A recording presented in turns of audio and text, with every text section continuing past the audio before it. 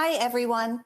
I'm Carol Fleck, and on behalf of the ADDitude team, I'm delighted to welcome you to today's ADHD Experts presentation titled Top ADHD Challenges and Solutions for Teen Boys. Leading today's presentation is Brendan Mahan. Brendan is the producer and host of the ADHD Essentials podcast. He's also an ADHD coach and a former educator and mental health counselor. He works with individuals and families to help lessen the impact of ADHD on their lives. Brendan is a dad with ADHD who has twin teen boys with ADHD. So he knows firsthand how boys with ADHD can be witty, funny, and delightful to be around. They can also be defiant and have intense emotions that erupt often and unpredictably. It's exhausting for parents, and they may feel the urge to withdraw, but it is precisely at this time that their sons need more support and more guidance than ever. Today, Brendan will share practical strategies for fostering open communication and mutual respect with your teen. You'll learn how to navigate the ups and downs of adolescence and how to create safe spaces to support your teen during episodes of emotional volatility. We'd like to begin today's webinar by asking this poll question to our live audience. Trust and control are opposing forces in parenting a teen boy with ADHD. Where do you find it most challenging to relinquish control and trust your son to do the right thing?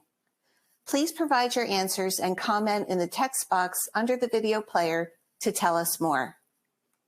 For answers to common webinar questions about slides, transcripts, and certificates of attendance, click on the FAQ tab of your webinar screen.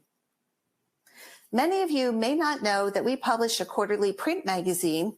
It's called ADDitude Magazine, and our writers are prominent experts in the field of ADHD, and they share advice on how to live well as adults with ADHD and as caregivers to children with ADHD. The fall issue, which comes out next month, features our Success at School special section. We asked leading educators and experts to weigh in on how to build executive function skills, how to teach children self-awareness and problem-solving skills, and how to help teachers manage difficult classroom behaviors.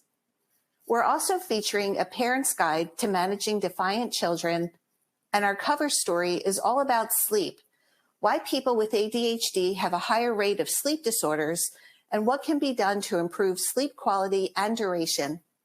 So sign up for ADDitude Magazine today for yourself or to share with a teacher or a loved one who could benefit from greater ADHD understanding. We have an exclusive subscription offer just for webinar participants. Sign up for ADDitude Magazine and enjoy 15% off your order, plus a free copy of the ebook, How the ADHD Brain Works. Click the link on screen to get 15% off ADDitude and your free ebook now.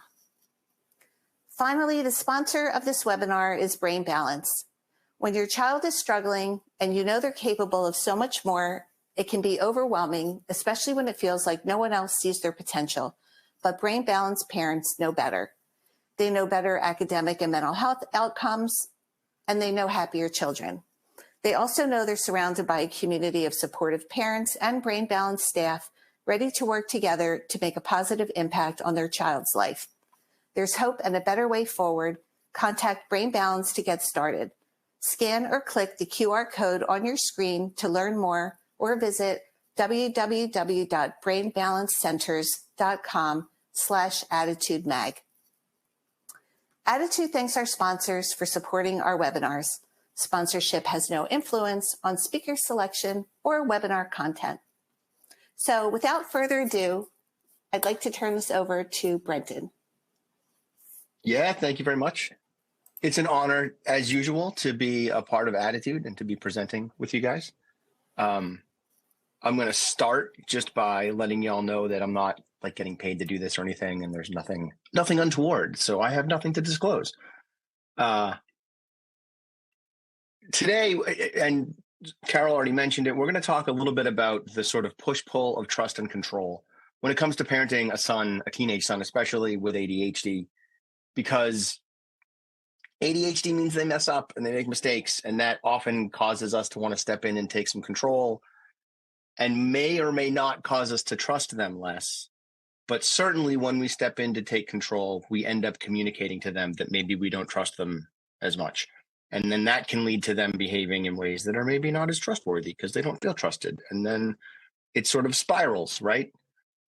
So some common challenges when we're parenting teenage boys with ADHD: the parent-child relationship, as well as friendships and other relationships. Emotional dysregulation is there prominently, sort of whether they have ADHD or not, but in this case they do. Screen use keeps coming up, so that's certainly a challenge we're going to have to talk about. And then conversations, right? How do we have those hard, difficult conversations with our kids? So when it comes to relationships, again, a few more categories, right? Parents can get over-involved. There's avoidance and isolation on the part of the kid. That relationship can lead to power struggles and a need for independence from the kid, which further complicates those power struggles. There's invariably going to be conflict, and we need to know how to resolve and repair that conflict or repair the relationship. And then how do we strengthen the bonds we have with our kids, right? Even though they're teenagers and want to go do their own thing. So when we're over-involved as parents, we inadvertently communicate to our sons that they're not trustworthy. We don't mean to, but that's what ends up happening. And sometimes we really don't think that they're trustworthy. That I've certainly had clients where that's the case. But what's tricky about that is that teenage boys are moving towards independence. The ADHD stuff makes that harder. And as parents, we may be inclined to overhelp based on our kids' history, because our son has consistently been challenged by getting their homework done. And they're like, this year I'm going to do it. I'm going to be fine. And we maybe don't want to believe that. And so we don't. And we stay over involved in homework. So that means our kids are not learning the skills they need to learn to be able to do their homework on their own. We have to resist the urge to get over involved whenever we can. We want to try to help only when we're asked to help, only when someone, either a teacher or our kid is saying, hey, help out, right? If we have to step in on something, we want to step back out as fast as possible.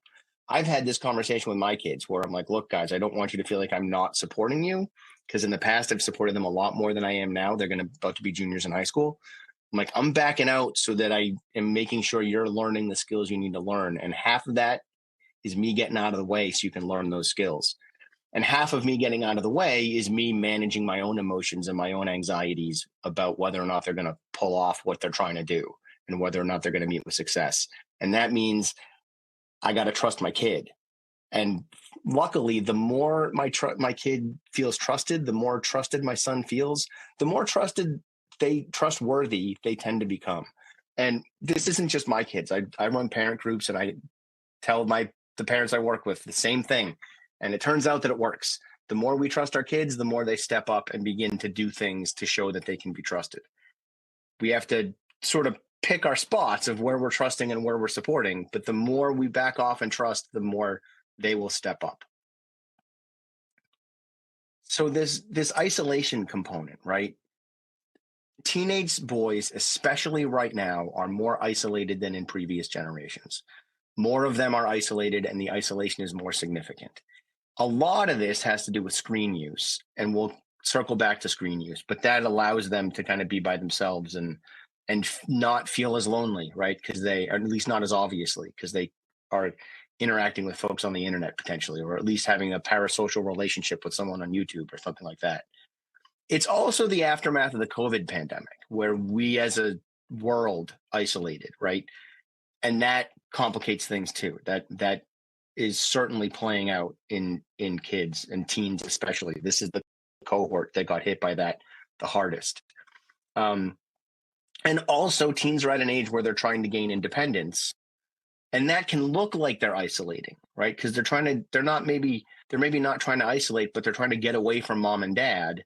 And that may or may not be easy to do in a way that involves other people, right? My kids certainly have had trouble finding other kids because so many of them are online, and the activities my kids do are not like, they're not like sports kids, right? So they end up finding other ways to connect with people. And I've had to help them do that and then back off, right?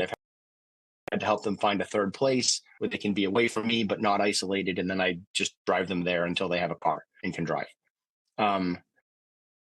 We've got to be patient with our kids if they're isolating themselves, and kind of like do our best to be okay with that, because maybe they're just regulating their emotions. Maybe they just need time to themselves.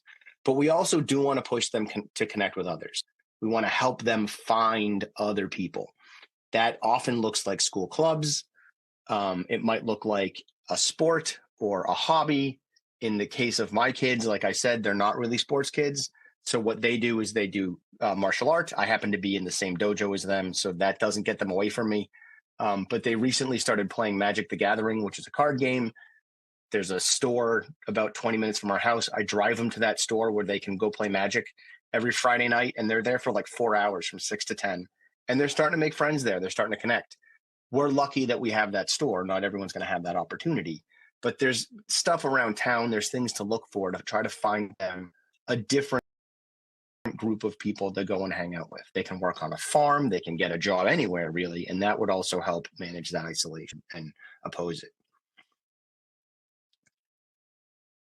Strategies to reduce this isolation, right? Support them in finding those communities, as I said. Stuff that's beyond the home, school clubs, a music or a fandom scene, right? They could just go listen to punk music. Hobbies, maybe they're in the theater, I don't know, sports. We want to help them find a third place that they can make their own. That could be a gym, a dojo, a hobby store, a skate park, volunteer organizations, a bookstore, a coffee shop, a library, doesn't matter. We want to support them in connecting with friends, right? They might not know how, and their friends might not know how to receive or reciprocate that connection. We just got to keep pushing, right? And point out to them that once the friends come over, things go well. Or once they connect with their friends and go get frozen yogurt or whatever, then things go well. So even though that initial process is maybe difficult, it doesn't mean they're being rejected. It just probably means that their friends are also not that great at engaging in social behavior, right? And connecting with other people. And the more we frame that as a skill issue for their friends as well as themselves, the less they're likely to feel rejected. We also want to develop family traditions that support connection, right? This could be a movie night. This could be playing games together. Maybe there's a fandom that you're all into. I don't know, you all like Pokemon or something, or Minecraft. It could be shared hobbies. It could be going out to dinner once a month to a favorite restaurant. Having some family traditions that help us stay connected to our kids is going to help them isolate less. And we also want to give them permission to break that family tradition if they have an opportunity to hang out with friends. We don't want to be rigid and say, no, we have to go and get Italian food because it's the third Saturday of the month and we always do that. If they've got an opportunity to go to a party or they've been invited to go to a sporting event or something, let them go, and make it clear that that's okay. And we also have to be willing to be their second, third, or fourth choice to do something. I've had conversations with parents where they kind of feel hurt when their kids' plans fall through and then their other plans fall through and then they're finally willing to hang out with mom or dad. That's how it's supposed to work at teenage years. So let it be that way. We are the backup. We want to kind of hide in the background until they need us to not be in the background. And that might be because they need homework support. That might be because they need someone to hang out with on a Saturday night. So the power struggle and the need for independence when it comes to ADHD relationships with our sons, right? Our sons' struggles plus our parental anxiety about their future, right? We're worried about their future and we've seen them struggle in the past. So now we're intervening, right? That's going to equal the frequency of parental intervention. We're just going to intervene more. If the more they've struggled and the more anxious we are, the more likely we are to intervene. And the more we succeed in that intervention, right? The more we see them successful when we intervene and struggle when we don't, that's going to lead to us wanting to intervene more. It's going to cause us to trust them less, sort of intuitively. But we're wrong, and we have to resist that. We have to just trust them anyway, right? Because if we don't, that lack of parental trust plus our kids' need for independence and agency is going to lead to a power struggle. They're just going to push back on us if we're not trusting them and letting them try to do things. We have to manage our own anxieties about them struggling or failing or tripping and falling down. It's okay. That's part of learning. We just want to let it happen, and let them learn how to not trip and fall down. As our kids get older, we're going to have less and less control over who they are and what they do. We just are. And we have to accept that we're going to have less control over our sons the older they get. But we can control our anxiety, and we can then choose to trust our sons and watch them flourish because we get out of the way. It's going to be a little awkward at first, but they'll eventually figure it out. So conflict resolution and repair. We've had some power struggles maybe, right? What do we do? It's going to happen. We're going to have those conflicts. It often occurs because we're trying to control our son. Pardon me. It often occurs because we're trying to control our sons like we could when they were little, but we can't anymore because now they're 16 or 17 or I don't know, 20 maybe for some of the parents listening. I've certainly had that happen. While that son is now seeking more independence, we got to grant it to them. And if we don't, we're going to get into conflict. Even 12-year-olds are doing this. The trick is to reduce the frequency of conflict by helping them to practice independence and trusting them with what they're doing and repairing the relationship when a conflict does occur. I want to circle back on that phrase, practicing independence. Man, that helps me as a parent, right? When I don't want to let go, when I want to overhelp, when I don't want to let them try to do this thing on their own, that's my go-to phrase is, nope, I gotta help them practice independence. As much as I want to help them do their homework or help them write this essay, it's better that I help them practice independence. And I kind of sit back on that in my own moments of anxiety to help them do what they need to do and learn the skills they need to learn, even if it means they get a C- on that essay, which has certainly happened. And the former English teacher in me struggles with that. But it works. They've gotten better at essays.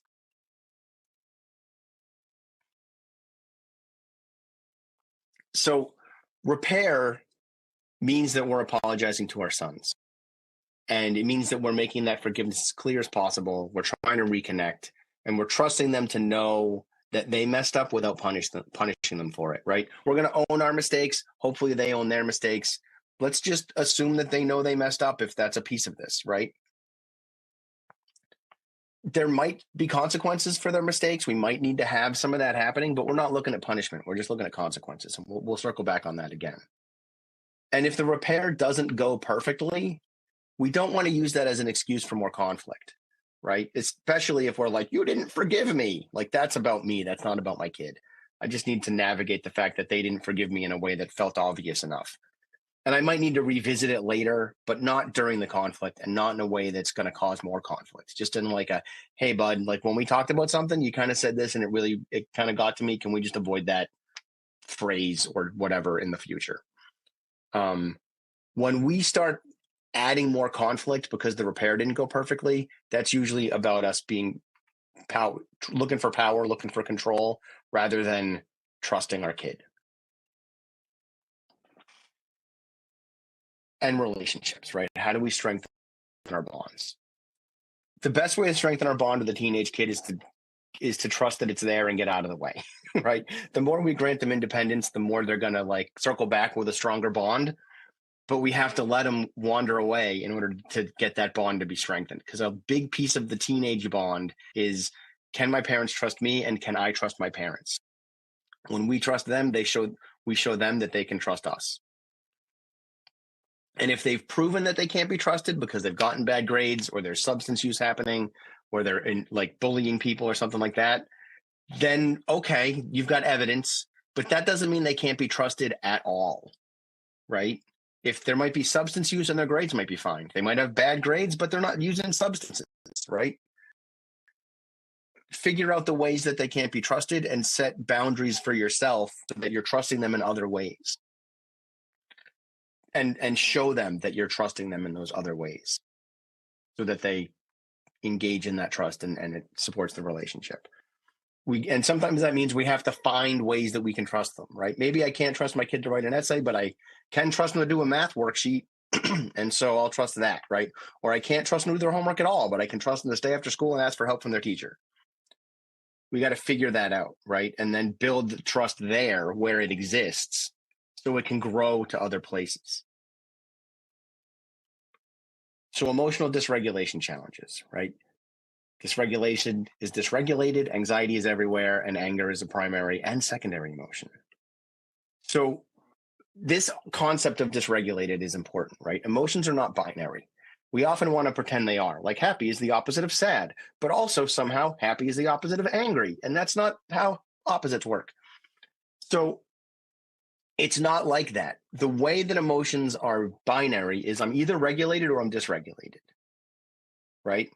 And I might be happy and dysregulated. And that I'm sure you've all had those moments where your kid is in a great mood and you're like, my kid's in a great mood. They're bouncing around the house. This is my chance to ask them about this thing that usually causes conflict. And it'll probably go well because they're in such a good mood. But because they're hyper, they just switch from happy to angry or excited to defensive, right? And now we're off to the races because I didn't recognize that they were dysregulated. We often notice the emotions that feel threatening when they're dysregulated, but the ones that don't feel threatening, we don't notice as much if they're dysregulated. Because dysregulated happy doesn't seem risky. Dysregulated angry does, right? So we want to be trying to solve problems when our kids are regulated, which means if we have a conflict, we don't try to solve the problem while we're in the middle of the conflict. We want to get out of the conflict, manage those emotions, and then circle back on the problem solving later.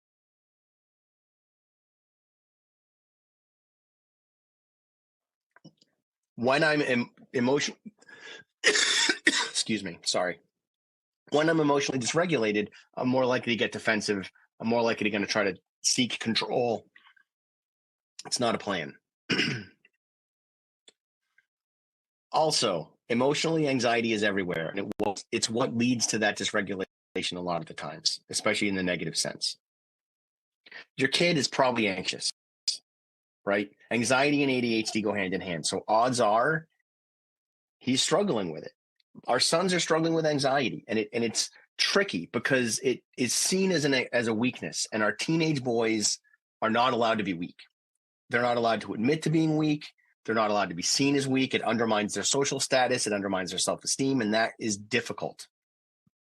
Some of you may have established that it's fine to feel anxious. You might have had these conversations with your kids, so it's normalized. But a lot of us aren't. A lot of us don't have that. And so as parents, we have to recognize, are we sort of poking them in a way that's going to make them feel extra vulnerable and cause them to become more defensive? The natural overconfidence that comes with a teenage boy is also going to shroud that self-awareness around, am I anxious? Do I feel concerned about stuff, right? They might seem like they're not anxious. They might be overcompensating, or they might just not be aware of it. But odds are it's there. And we just have to know that it's there and try to normalize it, right? Talk about your own anxiety. Talk about that, how you manage it, right? So that when you have to talk to them about theirs, they can hear it more effectively. Anxiety is going to undermine our connection. It's going to disrupt the trust. It's going to make problem solving harder because it leads to fear-based emotional processing. And that's going to lead to avoidance and defensiveness and conflict. And it's going to make problem solving harder. Anxiety can be reduced by helping our sons increase their certainty, their connection, their agency, and their well-being. And they have to be the one doing that. It can't be us, right? If we're trying to increase their certainty and well-being, we're taking away their agency, right? We can guide, we can advise. Hey, you know what? Taking a walk seems to help you feel better. You seem to have a better day when you walk in the morning, when you walk the dog in the morning. So why don't you start doing that more often, right? Oh, my well-being from taking the walk and my feeling of connection with the dog and feeling of agency, where this is my responsibility. And certainty, because I know I'm going to walk the dog in the morning. Turns out all of that stuff makes things better. So we might need to advise them, but don't pressure. The more we try to take those decisions away from them, the more we're undermining their connection with us and their feelings of agency and well-being. And certainty too, because they never know what mom and dad are going to try to make them do. And the more we can help them manage that uncertainty and uncomfortableness, the better, right? Because in addition to needing certainty, they also have to manage uncertainty because it exists. In addition to wanting to experience well-being, they also have to manage uncomfortableness because that exists, right? So we do have to teach them how to manage the lack of these things, but we don't want to take it away in the process of doing that. We just want to, it's going to happen. So we may as well support them when it does. So anger is going to come up when we're anxious, right? And when our kid is anxious, and boys especially get angry, because angry makes me think that I'm not vulnerable. Again, this vulnerability of boys is a big deal, right? Anger often comes up if something makes me angry. If you cross a boundary, I'm going to get angry, right? But it also comes up when I'm feeling vulnerable, I'm feeling rejected, I'm feeling inadequate, I'm feeling left out, feeling afraid. Now this anger might come up to paper over those other vulnerable emotions and giving me the illusion of power, right? That's another thing that happens, and especially with teenage boys, where being vulnerable is fraught. It's dangerous. It's going to undermine them socially and maybe physically, right? If you got a bully that's pushing you around, now it's an even different kind of danger. We just want to be aware that, like, they're vulnerable, they're feeling vulnerable, but also it's scary to feel vulnerable unless they've done a lot of therapy already or something and they can handle it. But boys who haven't done that work are going to struggle with feeling vulnerable, and it's going to bring about anger more than likely. So how do we handle it? First, we don't walk on eggshells. That's not the plan. We're not going to walk on eggshells, right? We're going to confront them about stuff. We're going to talk to them about stuff. But we want to do it in a way where we're balanced and we're being appropriate and kind and caring and coming from a place of support as opposed to judgment, right? We want to talk with them about it, them being angry, right? And work towards developing solutions to try to help them manage that anger better, or just a problem in general. It doesn't have to be anger, but we're talking about anger at the moment. Tell them about how their anger is affecting you and set boundaries around it, right? Like, hey, when you start flying off the handle like that, I'm just going to leave. I'm just going to get out of the room because I don't deserve to be talked like that. Odds are that anger is coming from a place of anxiety. So strategies that reduce anxiety, exercising, soft fascination, looking at things for the long term, grounding techniques, even the mammalian diving reflex, all of that stuff in the long term and short term will help. So moving merrily along, right? Let's talk about screen use. I know I'm covering a lot of stuff really fast. We will have questions afterwards. You can always email me if you need to. Screen use, the phone, the video games, the social media. Let's play. Phones aren't going away. They just aren't. Our kids need to know how to manage them.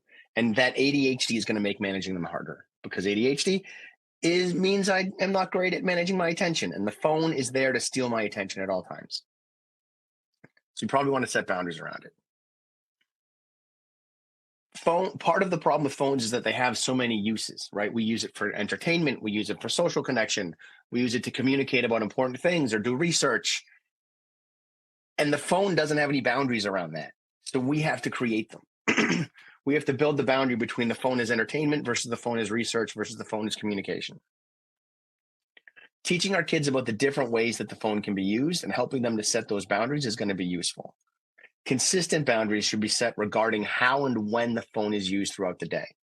In my house, at 7 p.m., we have a reminder that comes off in Alexa that says, "This is your reminder, put your phones away." That means we are done using the phone for entertainment. If we're looking for entertainment, we're finding it in each other. That's part of how we strengthen our connection at home. It might just mean watching a TV show. It might mean playing a board game or going for a walk. But that doesn't mean we really put the phones away completely, because if we're researching something, we're allowed to bust out the phone. We just put it away as soon as we're done. This includes we're watching a movie and we're like, what was that guy in? He looks familiar. We might research that guy and figure it out in the middle of the movie, but then we put the phone back down, right? And we're really good about putting the phone back down and not staying in it. But that's taken training and skill building. And it also shows trust that we let our kid pick it up, play with it, and put it back down. They're proving that they can manage their phones better, right? The trust between our parents and our sons plays a prominent role in phone use, and it should be openly discussed, right? Can I trust you with your phone, or can I not trust you with your phone? I worked with a client whose kid literally had a burner phone because he was so consumed with his. That's not a trustworthy behavior. So we had to work on how are we going to behave in ways that show that we're trustworthy, so that the phone becomes less of an issue in the family. Video games. Video games are tricky too, right? Because they're They're kind of the sandlot or basketball court of the 21st century. Our kids are going online and playing with their friends or playing with strangers that they're meeting for a pickup game that they don't otherwise know, right? My kid was playing, we have like a VR headset, and he was like, I think I played with you last week, didn't I? Oh, yeah, we did. I heard him talking to this kid that he met over the internet. Apparently, they're becoming friends in virtual reality, which is cool. It's weird. It's not my world, but it's his, and I have to let him live in the world he lives in, right? Video games are part of how they decompress. It's part of how they kind of manage their world. And sometimes it escalates those emotions, right? And if my kid is on the basketball field down the street and gets all aggressive in the game and then comes home, he decompresses on the walk home. But if my kid is in playing virtual reality and gets all amped up from it, there's no walk home for him to decompress through. So we have to build that in as parents. We have to talk to them about like, look, you got to put that down and then decompress, and then we'll move on, right? It's because they're at home, there's a lack of transition from the emotions of the video game to being home. And we have to allow them to have that transition. It can't be, all right, you're done, sit down at the dinner table. And if that is what happens, we have to manage that. It might be a little bit tricky. And that means we have to set clear, consistent boundaries around video games, right? It might mean, hey, you're done at 5:30, dinner's at 6, and you got to have a half an hour to decompress. And that's all there is to it, right? The younger your kid is, the easier these boundaries are going to be to set up. If your kid is 18, kind of the ship's probably sailed. But also listen for the needs the video game is meeting, and maybe figure out other ways to meet those needs so that we can bring the ship back in a port and keep it from sailing away anymore. And then comes social media, right?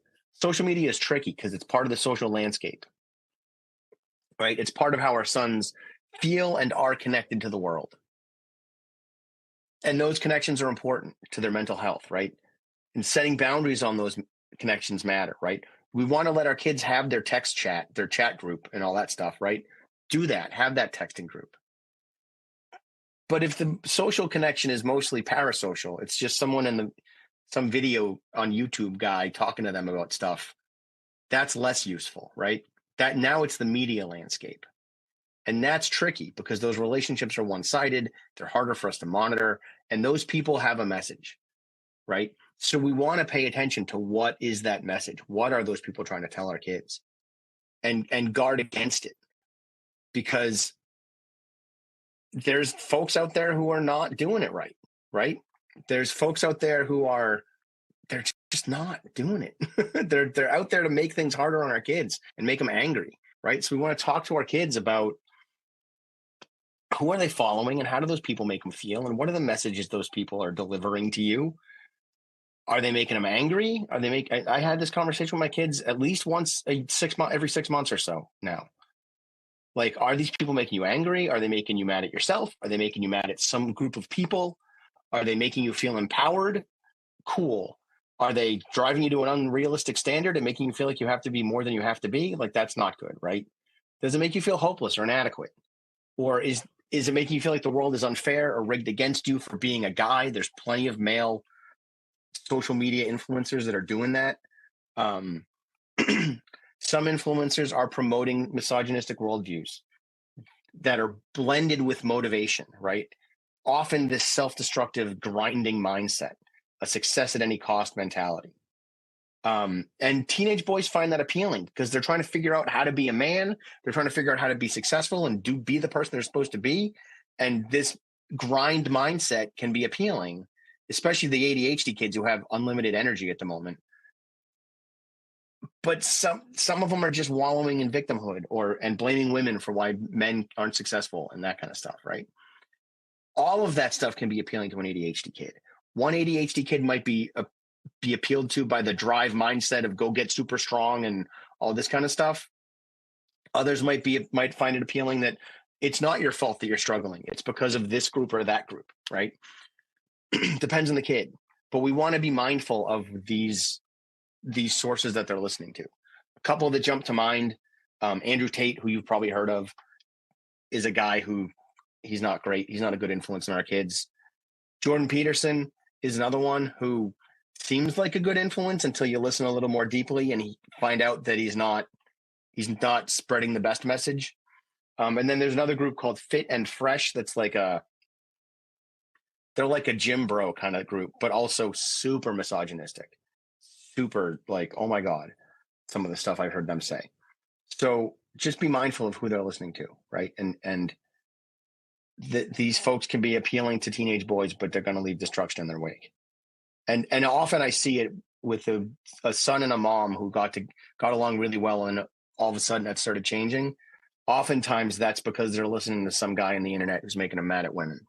So just be aware. Conversation challenges.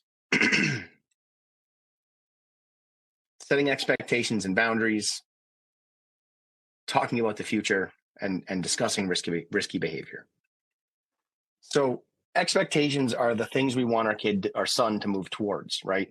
Being well-mannered, caring for other people, being willing to do hard work to achieve their goal, but not working overly hard in a grind set mentality, getting good grades, right? Entering a trade or going to college after high school, whatever that looks like.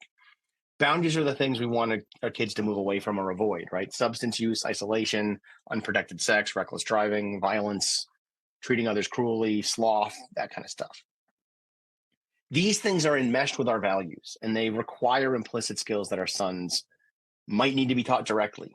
Our sons may want to succeed like they do. They just do. They want to succeed. So if they're struggling, if they're failing, it's a lack of skill or a lack of resources.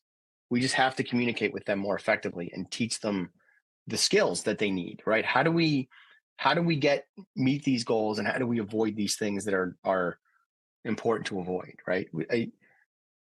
I've taught my kids, how do you deal with a party that gets out of hand, right? What do you do if all of a sudden your friend needs help that you're not equipped to handle? What do we do with these things? And also, how do we meet with success, right? How do I get to the thing that I want to get to? How do I build a strong connection, a good network of people around me? How do I learn the skills I need to learn? So we want to model these things. We want to teach them directly as appropriate, so that our expectations are clear, our boundaries are clear, and they're able to meet both. When we're steering our kids, our sons, towards something, towards positive expectations, when that fails, it's often where risky behavior comes in, right? In that case, we have to start setting boundaries. We have to say to our kid, this doesn't work, right? If we're setting boundaries with our teens, the relationship is strained, and now it is a power move. It's not as much of a trust move, but it's because at the moment I can't trust my kid. So I'm going to set a boundary, and then I'm going to trust them to respect that boundary. And then we'll rebuild the trust from there. You can think of a boundary as an if this, then that statement, right? If you yell at me, I'm going to walk away and we'll continue the conversation when you're calm. If you use your phone after 9 o'clock at night, I'm going to take it away for the next day or the next week or whatever the case may be. I recommend that the consequence is small at first and gets bigger as time goes, instead of over-responding, because over-responding communicates a lack of trust. Boundaries do not mean anything if we don't hold to them, though. So don't back off. Maybe revisit it and have a conversation about it, but don't give up. Boundaries are related to punishment and consequences, right? They're connected. So punishments are a power move. They're designed to hurt someone for their behavior so that they don't do it again. They're not effective, and I completely discourage their use. I talked to a mom whose son punched a kid in the face in baseball. The kid was little, like 10 or 12. And the mom tells me this, and then she tells me about how there's been conflict with these other two boys for months, and it finally bubbled over, and her son ended up punching one of them because these other two boys were bullying her son. And because he punched that kid in the face, she wasn't going to let him get a fish, like a goldfish. And I was like, these things are not connected at all. Your son's needs were not met in keeping him safe from these bullies, so he took matters into his own hands, and now he can't get a pet. Like, that math doesn't math to me. Right? So we want to make sure that our punishments, we're not punishing, right? You didn't do your homework, so you can't have ice cream, doesn't make sense. Consequences are different, right? They're a logical result. They're natural, they're logical. They connect to it, right? I think of a consequence as a solution to the problem that we are facing. You didn't do your homework because you're playing video games, So moving forward, you can't play video games until after your homework is done. That makes sense, right? That maths. So when we're setting expectations for our sons, it's important to be clear on what those expectations are and to factor in ADHD when we're determining how long it might take them to achieve it or whether or not they can. As they get older, and if they're teens, they're older, our sons should have a say in what those expectations are. That way they'll feel trusted and invested in the outcome, which is critical for their success with ADHD. And their values should play a role because their values are not our values.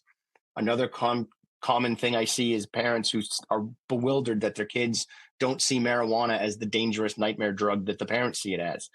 It's because their kids are growing up in a world where that stuff's legal, and the parents grew up in a world where it was illegal and vilified. Like, they're going to have a different view. The conversations might be hard, especially if we're taking different perspectives. But in the long run, it's their life. It's not ours. And we have to respect some of what they're doing, right?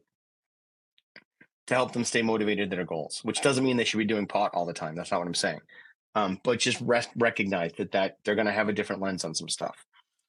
And if they don't care about the goals that are set for them, they're not going to pursue those goals. So if their goals are really our goals, they're not going to chase them. We want to make sure that they're setting their goals, not us.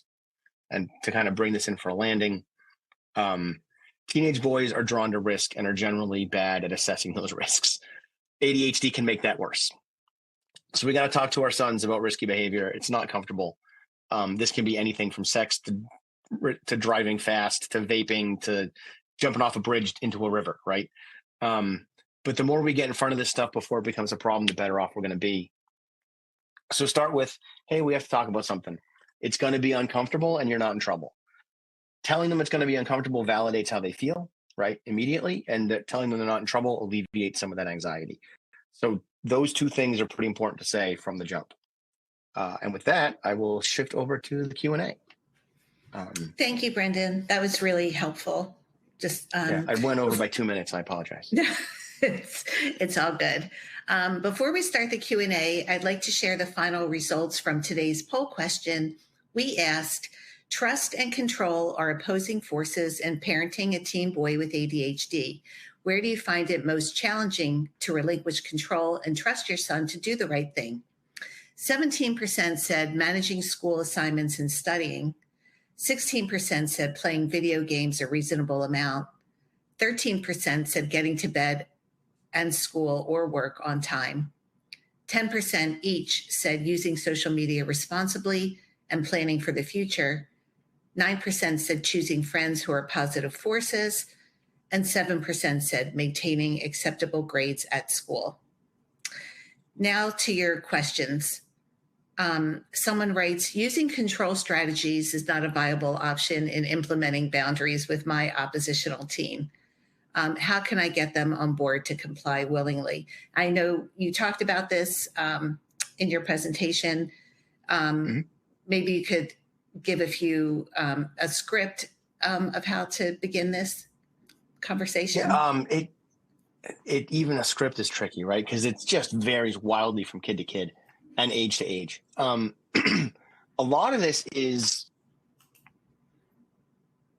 one thing I would wonder is, and they don't have to answer this, but like, how oppositional is your kid, and is it becoming less, right? Because sometimes we only notice the opposition.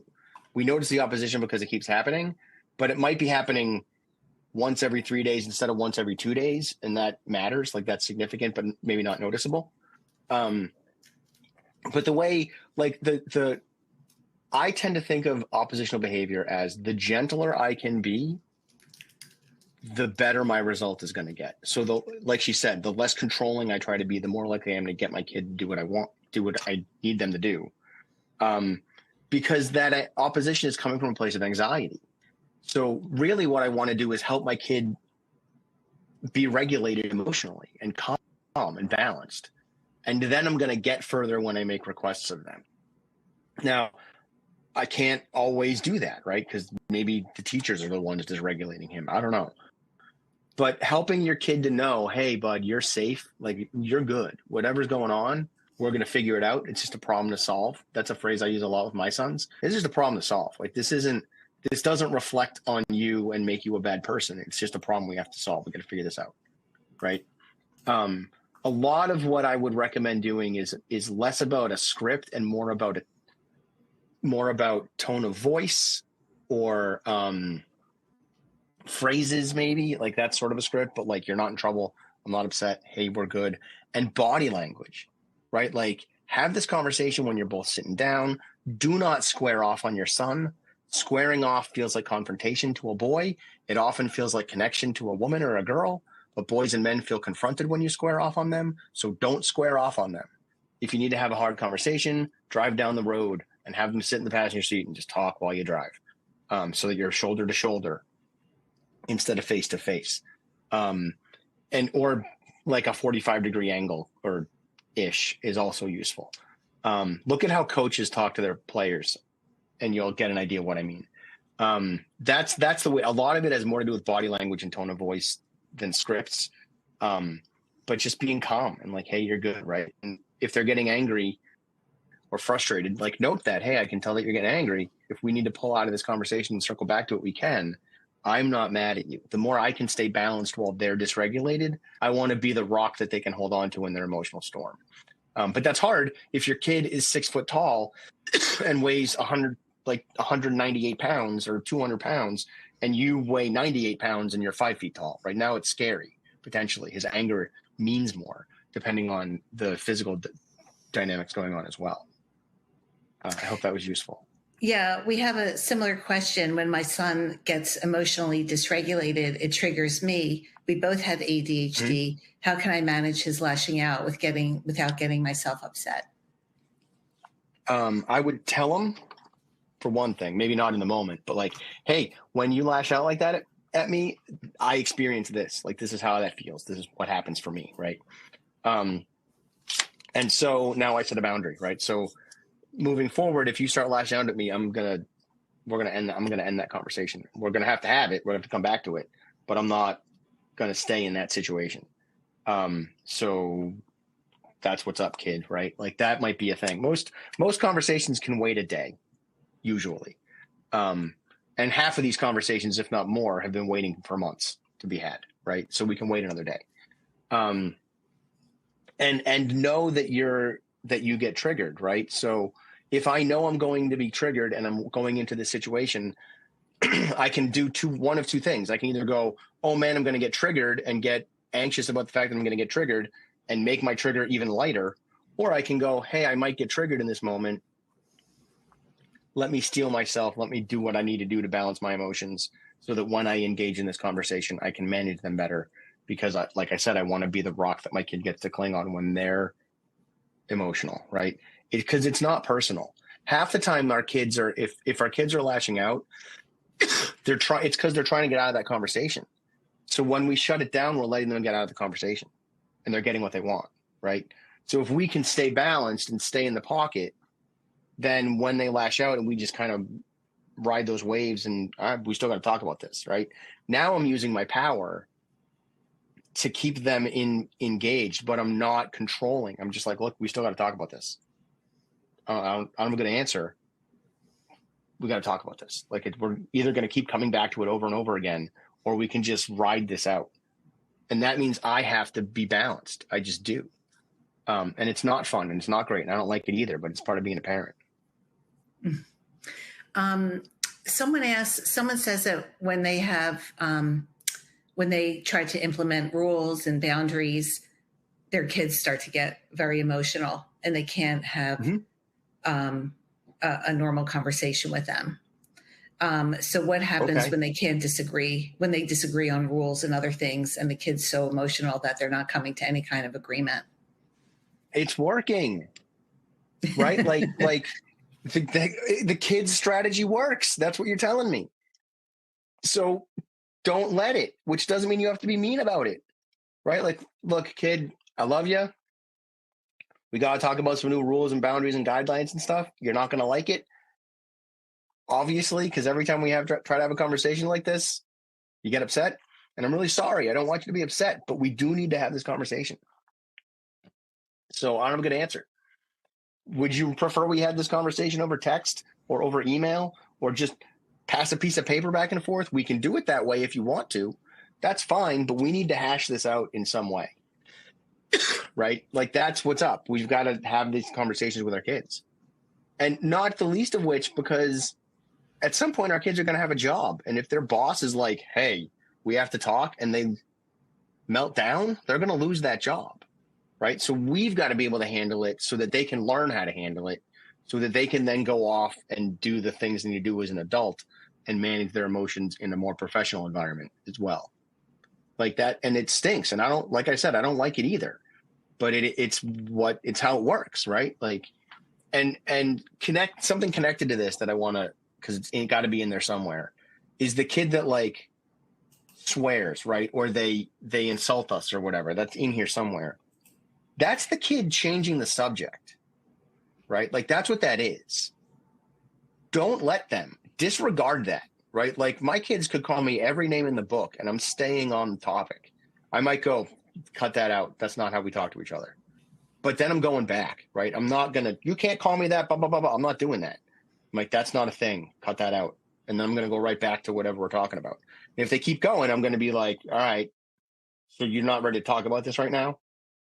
I'm going to give you X amount of time and we're coming back to it, because we do have to have this conversation. But no amount of you calling me whatever name is going to keep us from having this conversation. I'm going to instead take the swearing as an indication that you are dysregulated and ask you to get yourself back to balance. And we're going to have this conversation again. That's what's up, right? This is going to sound bananas, but one of the best parenting scenes I've ever seen in any movie ever was Rocky V. I know it's a Rocky movie. Who would have thought? But he's having his conflict with his kid, and he goes to find him because Rocky realizes that he's the one making the mistakes. Like he's been blowing his kid off. And he finds his kid in a street corner smoking a cigarette, right? And he goes, oh, geez, you smoke too? And the kid's like, yeah, what of it? And Rocky's like, man, we have to talk about how I've been doing this stuff wrong and we need to fix our relationship. Blows off the fact that his kid is smoking completely and stays on topic, which is what we need to do as parents. Wow. A teacher says, I have multiple male students with ADHD in one class at a time. Sometimes they feed off each other, and it's tricky to get them away from that mob mentality of school isn't important. Do you have suggestions for how to motivate them collectively or individually? Depending on how severe this is, administration and guidance. Like, I mean, you know that, but I'm going to say it out loud anyway. I'm assuming this is a female teacher. It's a woman just because odds are it's a woman. So as a guy, I can do stuff that a woman can't do in terms of like mob mentality man stuff. I would again give them your dilemma. Like, and I don't know what grade this is. It's probably high school. But I would just say to them, hey guys, like this is what you're behaving like this, and it's making my day worse. It's making your day worse. It's messing up the rest of your fellow classmates' days. And you might even need to go into like, I'm noticing that the other kids are looking at you in ways that you probably don't want to get looked at as. Like they're not taking you as seriously. They don't seem to respect you. Like I would be mindful of how I would say that, but you might need to share with them that their behavior is being noticed by their peers. And like own it, like validate it, right? Like, hey, there might even be a way you can get, depending on a teacher's personality and stuff. Some teachers can say, all right, so class, we're going to talk about this thing. And I know you guys are going to do X, Y, and Z when I start talking about this. So I'm ready. Like, just cut it out. I'll give you a minute and then we're going to move on. Right. And then you kind of go, like, you just predict their behavior in advance. That might work. I've seen teachers go, guys, I know you're not interesting anymore. It was really compelling in the beginning of the year when you did this, and this, but like it's March, you know what I mean? Like that kind of stuff I've seen happen too. Some of this is what a teacher's personality and kind of what they can pull off in terms of that stuff. But I would try validating their behavior and saying, hey, I noticed it, but not in a way that's like you're entertaining or you're great. It's just like, look, guys, I know you're doing this. Cut it out. It's not interesting, right? Not like it's not appropriate, not you're being a bad person, but pick an adjective that's like compelling, but not judgmental, right? Like it's not interesting. No one's excited by that, right? Like the stuff that kind of undermines them without being mean. Especially if you can kind of undermine them in a way that's mildly confusing, you'll at least get a little bit of space. Okay. The ADHD brain is focused almost exclusively on short-term benefits and priorities, yet the Common app opens up this Friday. And here we are trying to get our 16 and 17-year-olds to think about and engage in a college application process that will stretch on for the next 10 months and for which the benefits feel very far away. How can we make this process not just less overwhelming, but actually exciting and engaging for our teens, particularly those who are 2E? You can make it more concrete by touring colleges now. Doesn't mean you have to pick anything, but like, hey, this is a potential goal. You could talk to them about what they want to do. Like if they have a clear view of what they want to do with their lives, you can get them connected to that in some way. One of these is going to sound obvious and one of these is going to be maybe not obvious. One of my kids wants to do work with people who have OCD when he gets older. He basically wants to be me for OCD. So we're in the process of getting him work as a peer support person because he has OCD and he's been hospitalized for it and stuff. So he's going to be on call with this mental health group so that if they have someone who needs a person with a teen with OCD to talk to them, he can do that, right? So he's getting a little bit of a very light preview of mental health work. My other kid wants to make movies, which is less obvious. And I'm in the process of getting him on a film set because turns out I know people who make movies. They make small movies in Massachusetts, but they make movies. So I can get him sort of doing that, right? Talk to guidance counselors, talk to your friends and see if you can help your kids envision what their job would be or career might be like so that college feels like it matters more or the workforce feels like it matters more. We want to make it more concrete. And then you also want to break the college application process down into small manageable chunks, which hopefully guidance counselors are doing in the same way that you would break an essay or a project down. Getting into college is just a project, right? So there's an essay, there's SATs, there's letters of recommendation, there's your whatever you have on your college transcript.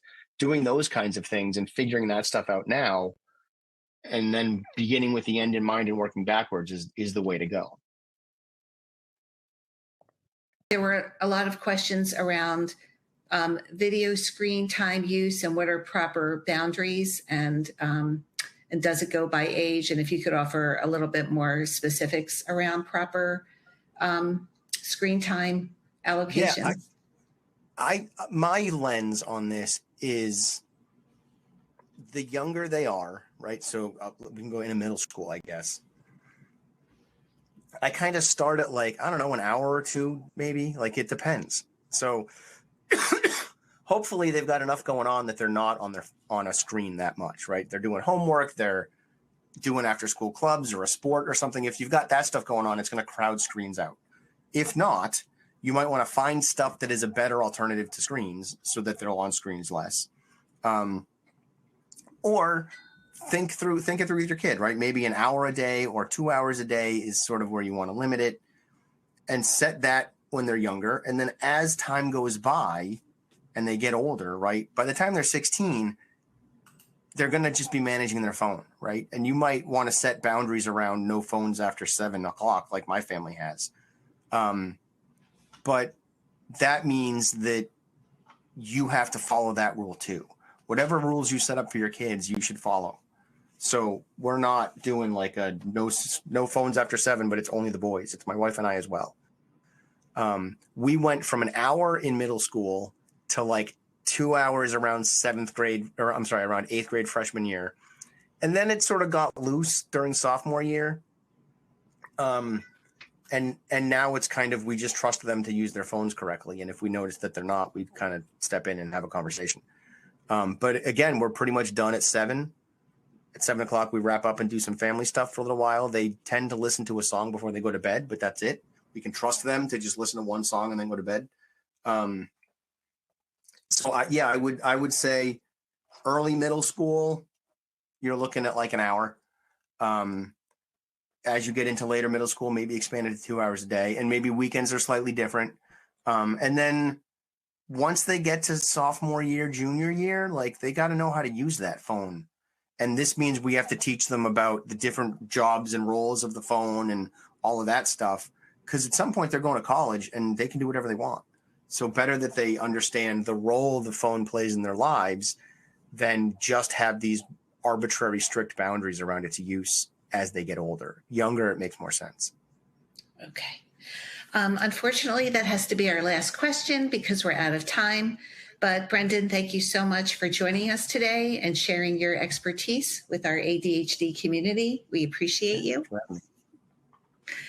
And thank you to today's listeners. If you would like to access the event resources, visit ADDitudeMag.com and search podcast 569.